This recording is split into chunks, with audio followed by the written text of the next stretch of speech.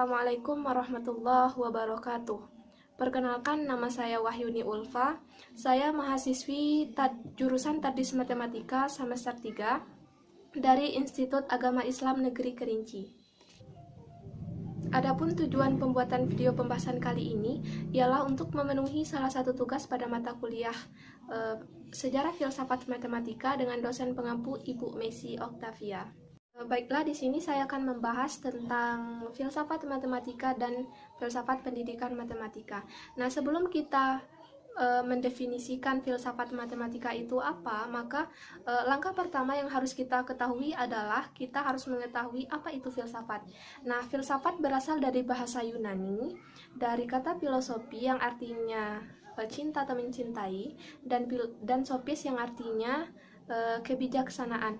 Nah, apabila digabungkan, maka filsafat artinya cinta akan kebijaksanaan. Dan secara umum, filsafat artinya berpikir secara mendalam sampai dengan ke akar-akarnya. Nah, kita masuk ke definisi dari filsafat matematika. Filsafat matematika dijadikan sebagai salah satu mata kuliah pada perguruan tinggi. Pada hakikatnya, filsafat matematika ini telah lahir sejak ribuan tahun yang lalu. Perkembangan filsafat matematika ini diawali atau digagasi oleh Pythagoras dan para pengikutnya yang berkeyakinan bahwa bilangan merupakan yang paling bertanggung jawab dalam mengatur alam semesta.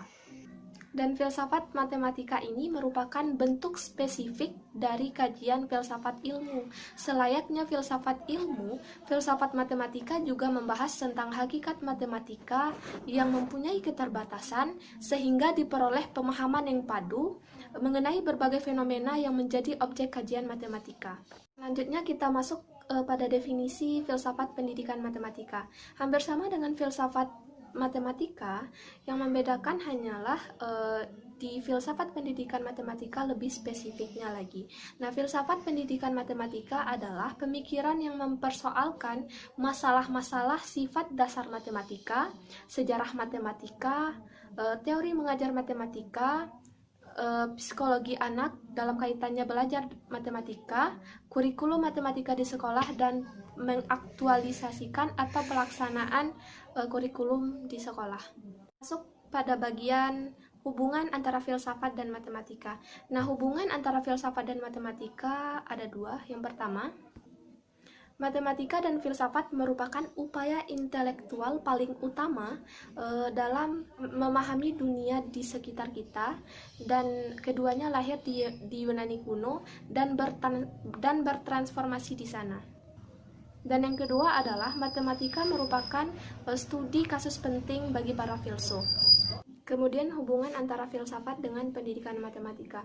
Nah, di sini filsafat turut berperan dalam menciptakan suatu pembelajaran yang memungkinkan para siswa untuk membangun logika pikirnya dan membangun pengetahuan matematikanya. Kemudian ada aliran-aliran dalam filsafat matematika. Yang pertama ada Platonisme.